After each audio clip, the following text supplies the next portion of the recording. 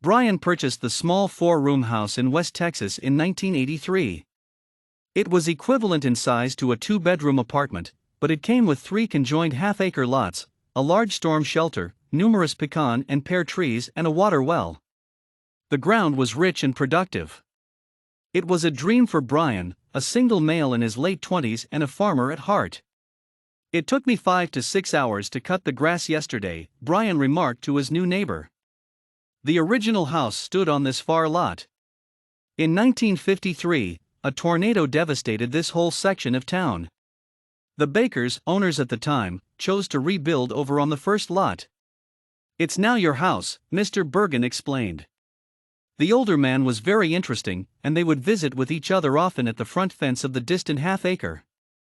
One occasion was rather unusual. As they conversed, Mr. Bergen began a sort of dance. Brian thought he might need to use a restroom.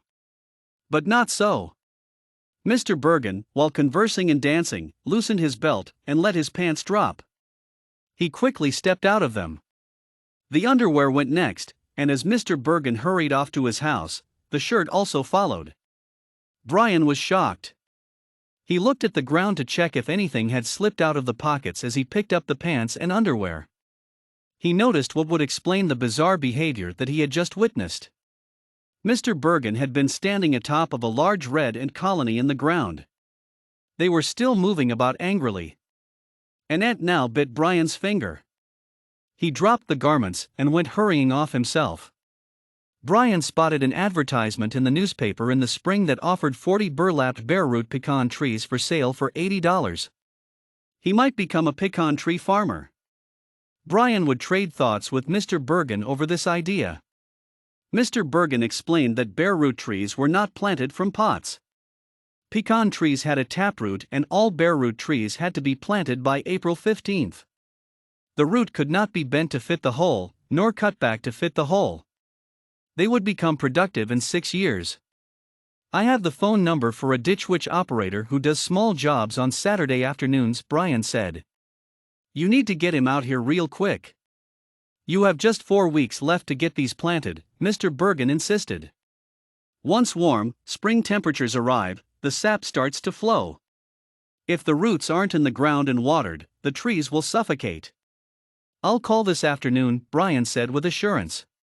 "Start with checking some things out for yourself. Map out the water lines," Mr. Bergen simply said. "You've got to do some water witching." "Won't take you long," Mr. Bergen said with a smile. "You look confused." "I am," Brian explained. "I don't know anything about water witching." "How much water does it take?" "I'll bet you don't know how to know if an egg has been boiled," Mr. Bergen taunted. "Sure, break it open," Brian said sheepishly. "I always mark the cooked eggs with a marker." "Oh, brother," Mr. Bergen said while shaking his head. "Bring me pliers, 2 coat hangers, and an egg. You're gonna get quick lessons in high prairie living." "I may have a big chicken coop, but no chickens." "But I have eggs," Brian yelled as he went running. Brian returned with the requested materials. "First," Mr. Bergen said, "spin the egg like a top in that empty wagon." Brian did this with awkward curiosity. The egg spun easily.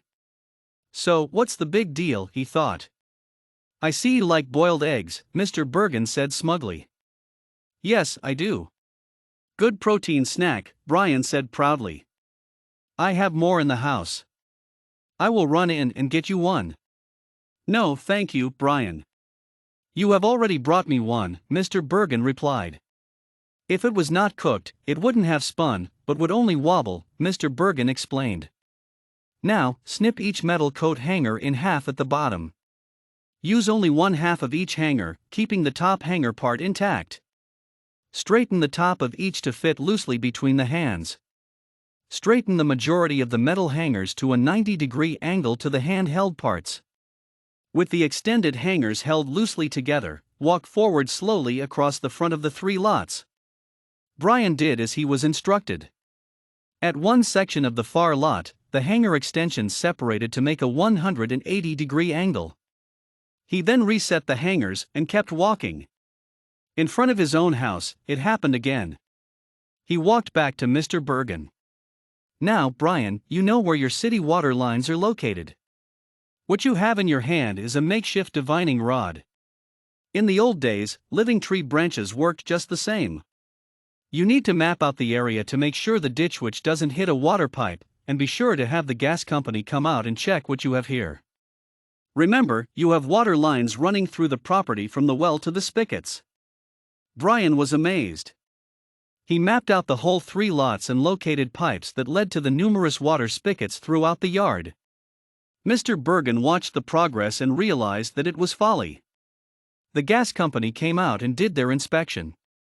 They concluded that there were in fact gas lines under the ground in the far lot, and they were, in fact, still active. Although they existed as well, the water pipes were no longer active. There would be no sense to violate an existing water pipe, as it might be important for future use. Official clearance was obtained for the ditch witch to come do the job. A large, U-shaped trench, 18 inches wide by 60 inches deep, was to be carved in the far lot during the last week of March.